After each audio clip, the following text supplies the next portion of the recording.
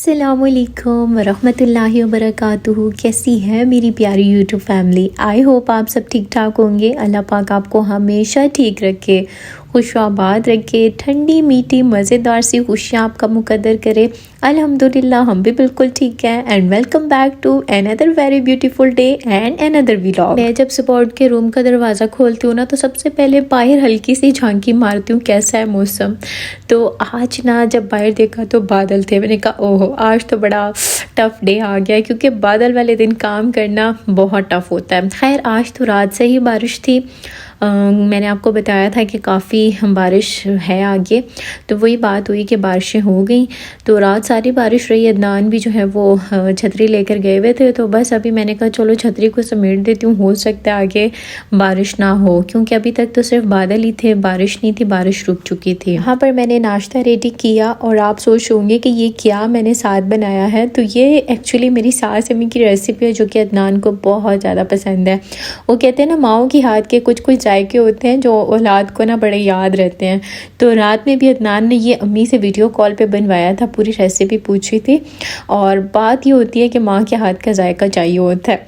तो अभी सुबह नाश्ते में भी ना फिर मैंने वही बनाया। बस कोई ज़्यादा ख़ास रेसिपी नहीं है, बस सारी चीज़ें प्याज, टमाटर, धनिया फ्रेश वाला जो कि बाहर लगा हुआ भी है, तो उसका ना टेस्ट बहुत मज़े का आता है। तो वो डाला था, साथ में हरी मिर्चें, थोड़ा सा खुश्क धनिया और नमक, दैट्स इट।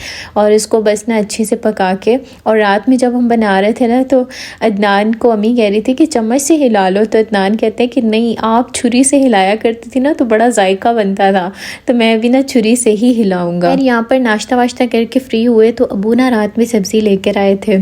तो मैंने रात में सब्ज़ी नहीं संभाली, मैंने कहा सुबह आराम से धूप में संभालूंगी, लेकिन मुझे क्या पता था कि आज तो धूप निकलनी ही नहीं है। खैर अभी जब मैं इस काम की तरफ आई तो बाहर थोड़ी थोड़ी धूप निकल रही थी। मैंने कहा हो सकता है कि धूप निकल ही आए, तो मैं जल्दी से ना अपनी सब्ज़ी समेट लूँ। सब्ज़ी में मैंने टमाटर मंगवाए थे, खीरे थे, गाजरें थी, साथ में मटर थे, क्योंकि मटर जो है ना इनको छील के रख लो तो मतलब बंदा काफ़ी ईजी रहता है। जब दिल किया पुलाव बना लिया, जब दिल किया मटर आलू बना लिए। वैसे भी अगर और कोई चीज़ बनाने का दिल हो, स्पैगेटीज़ वगैरह, तो बंदा उसमें भी डाल लेता है, तो उनका बड़ा मज़े का फ्लेवर आता है। तो हरी मिर्चों को जब मटरों के साथ डाल दिया जाता है ना, मुझे बड़ा गुस्सा आता है सब्ज़ी वालों पे कि भाई दोनों ही एक ही शक्ल की चीज़ें, इतना मुश्किल लगता है इनमें से मिर्चों को चुनना। साथ में मैंने अदरक भी मंगवाई थी। मैंने सोचा कि अभी जो मैंने लहसुन का पेस्ट बनाना है उसमें थोड़ी सी अदरक भी डाल दूँगी। अदरक का ये होता है कि भाई उससे ज़रा अच्छा रहता है डाइजेस्टिव सिस्टम, तो ना वो भी फिर मैंने मंगवा ली थी। तो आज इंशाल्लाह इरादा तो यही है कि बाकी का लहसुन भी छील लूँगी, तो फिर एक साथ ना मैं इनका पेस्ट बना दूँगी। गुड़ जो है वो अदनान लेकर आए थे। खाने के बाद मीठा खाना सुन्नत है थोड़ा सा, तो वो फिर गुड़ अदनान लेकर आए थे। मैंने कहा चलो इसको भी जार में डाल दूँ। आज पकाने का सोचा था कि क्या पकाऊँ। रात में ही मैंने डिसाइड किया था कि आज ना मैं आलू गोश्त बनाऊँगी।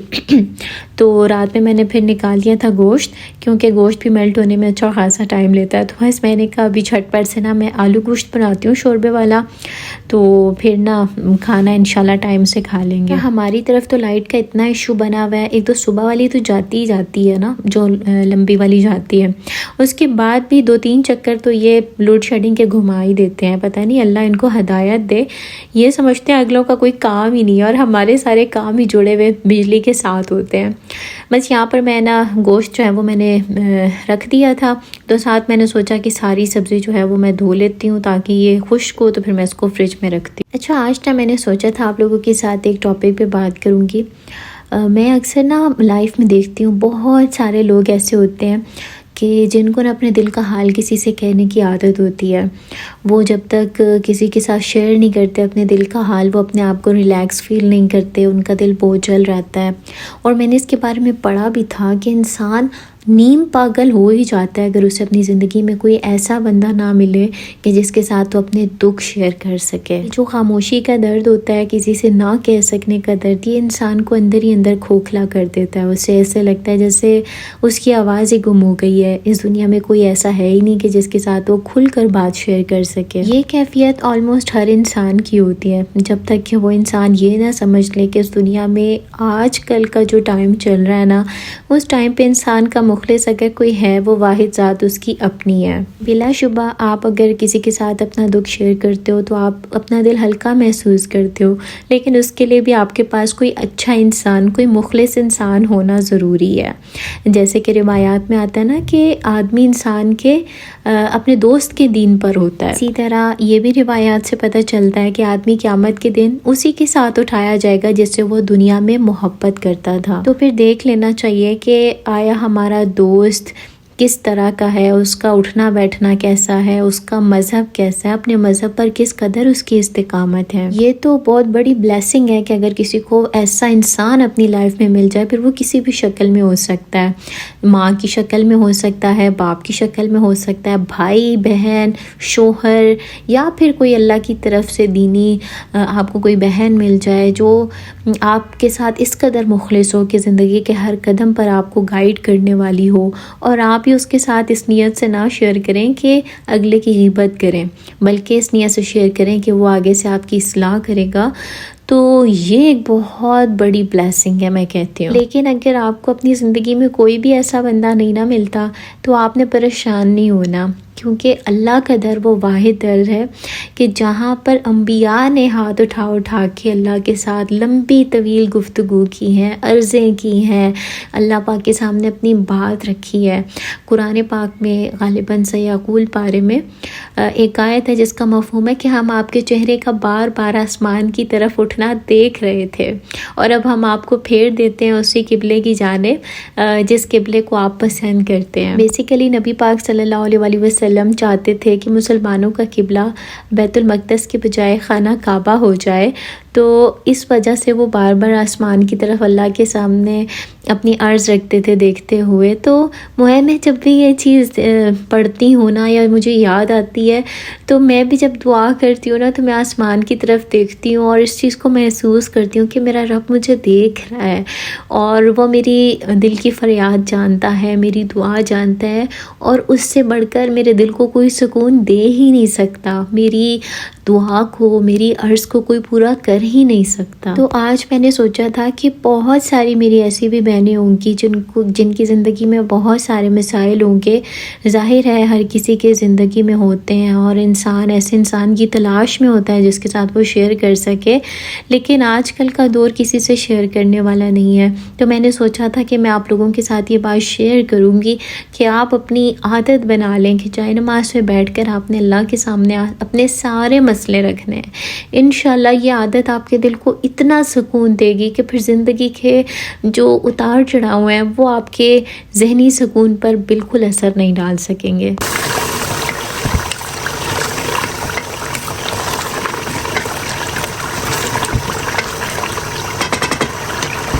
अच्छा, यहाँ पर मैं कुकिंग कर रही थी तो इसी दौरान बाहर फिर बूंदाबांदी स्टार्ट हो गई। अम्मी की कॉल आई थी, उन्होंने अदनान को बताया कि इधर तो बारिश हो रही है।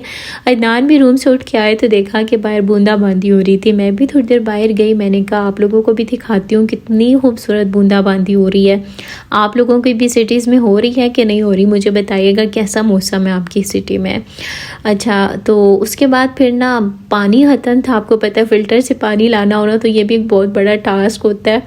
और हमारा फ़िल्टर वाला जो पानी देने के लिए आता है ना लड़का, वो कोई इतना अल्लाह से हिदायत दे, लेकिन इतना कोई बदतमीज़ है कि गोली करा देता है, जो टाइम देता है उस टाइम पे आता ही नहीं है। लेकिन आज ना अल्लाह भला करे उसका, तो हमने उसे जब कॉल की तो वो ना थोड़ी देर में आ गया था पानी देने के लिए। तो हमने भी शुक्र का सांस लिया कि चलो शुक्र है ऐसे मौसम में घर में पानी होना ज़रूरी है, क्योंकि फिर फ़िल्टर पर जाकर भर कर लाना बहुत मुश्किल लगता है। और मैंने ना यहाँ पर मशीन भी लगा ली थी, मैंने कहा थोड़े से कपड़े हैं तो मैं इनका लोड कर लेती हूँ, क्योंकि फिर बारिशों का कोई पता नहीं है कब हो जाए, कब मौसम ठीक हो। डर ही लगा रहता है इंसान को कि बंदा वो धो तो ले लेकिन आगे से वो खुश्क ना हो तो फिर एक अजीब सी स्मेल आती है जो कि बहुत तबीयत को ना ख़राब करती है। तो मैंने भी बस कपड़े जो हैं यहाँ पर धोकर जो हैं वो डाल दिए थे। उसके बाद मैंने सारी सफाइयाँ की, सारे मैंने मॉप शॉप किया। तो अभी इस टाइम पे ना मेरा घर बिल्कुल क्लियर माशाल्लाह साफ़ सुथरा लग रहा था। और मैं सोच रही थी कि सुबह जब इंसान उठता है कितना उसके दिमाग में स्ट्रेस होता है, ये भी काम ये भी काम ये भी काम, और जब सारे काम डन हो जाते हैं ना तो फिर अल्हम्दुलिल्लाह दिल को जो सुकून मिलता है, अल्हम्दुलिल्लाह। तो बस फिर मगरिब की नमाज़ के बाद इत्मीनान आए तो हमने कहा चलो खाना खा लेते हैं। अभी हमने थोड़ी सी रूटीन ये सेट करने की कोशिश की है कि मगरिब के बाद जो है वो खाना खा लिया करें, क्योंकि लेट खाते हैं तो फिर आपको पता है लेट खाने के बाद वॉक ना हो तो फिर काम ख़राब रहता है। तो आज अदनान लेकर आए थे स्वीट्स। अदनान को मैंने आपको बताया ना मीठा बहुत पसंद है। मैं तो खैर ये वाले रसगुल्ले बिल्कुल नहीं खाती। अदनान वैसे मेरे लिए भी लाए थे लेकिन मैं कहा ना बाबा इतना मीठा मेरे तो सर में ही दर्द हो जाता है। जो गोल गोल वाली मिठाइयाँ होती हैं ना इनमें से सिर्फ मुझे गुलाब जामुन बहुत पसंद है, वो मैं शौक़ से खाती हूँ। और इसके अलावा एक सोहन हलवे टाइप मिठाई होती है वो भी बहुत मज़े की होती है। तो ये दो मैं शौक़ से खाती हूँ। बर्फ़ी भी चाय के साथ अच्छी लगती है, लेकिन इसके अलावा ना मैं थोड़ा सा भी ज़्यादा मीठा ले लूँ ना तो मेरे सर में दर्द शुरू हो जाता है। तो अच्छा खैर यहाँ पर जो है ना मैंने कहा आज मैंने ये काम डन करना है। बाकी सब्ज़ी तो मैंने संभाल दी थी लेकिन मटर छीलने वाला काम मैंने सोचा था रात को हीटर के सामने बैठ के करूँगी। तो अभी मेरे साथ अपना फेवरेट सीरियल लगाया हुआ था और साथ ना मैंने कहा मैं लगे हाथ अपना ये काम भी करती हूँ, मटर भी छील के रख देती हूँ और जितना भी लहसुन मेरा बाकी है ना उस लहसुन को भी मैं आज छील लेती हूँ ताकि कल मैं फिर ना इसको अपने अपने ठिकाने लगा दूँ।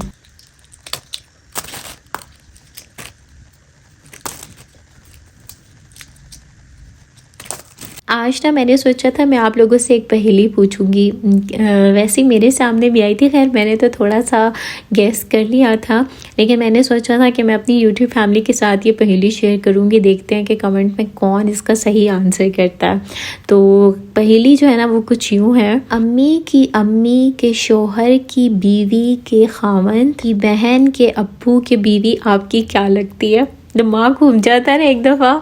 तो खैर आप लोगों ने ना थोड़ा सा गौर करके ना मुझे इसका आंसर कमेंट सेक्शन में लाजमी देना है, ठीक है। वैसे मुझे भी पहेलियाँ थोड़ी ना अजीब लगती हैं जब असल में ना हमारा दिमाग ही ऐसा होता है कि जिस काम में ज़्यादा मेहनत लगनी होती है ना हमारा दिमाग उस काम से चाहता है फरागत, ठीक है ना। तो मुझे भी बस आते खुद पहेलियाँ जो मुश्किल होती है ना उनको सॉल्व करना मुश्किल लगता है, लेकिन अच्छी बात है, ये दिमाग के लिए एक अच्छी गेम होती है। तो आप लोग भी ज़रा सा ना गौर करना, क्योंकि औरत के लिए ना इस दुनिया में कोई काम मुश्किल नहीं होता। औरत कहते हैं बात की खाल भी उतार लेती है। तो यहाँ पर ना मैं अब लहसुन छील रही हूँ और ये वाला लहसुन मुझे बहुत मुश्किल लगता है छीलना। माँ जी ना क्या करती थी कि लहसुन को पानी में भिगो कर रख लेती थी और फिर जो है ना वो छीला करती थी। उनको तो बड़ी प्रैक्टिस है भाई। तो खैर यहाँ पर सारा लहसुन डन हो गया है। आई होप आपने आज के व्लॉग को पसंद किया होगा। लाइक लाजमी किया करें, सब्सक्राइब नहीं किया तो सब्सक्राइब भी कर दिया करें, ये आप लोगों की तरफ से प्यार होता है। अपना बहुत सारा ख्याल रखिएगा। अल्लाह हाफिज़।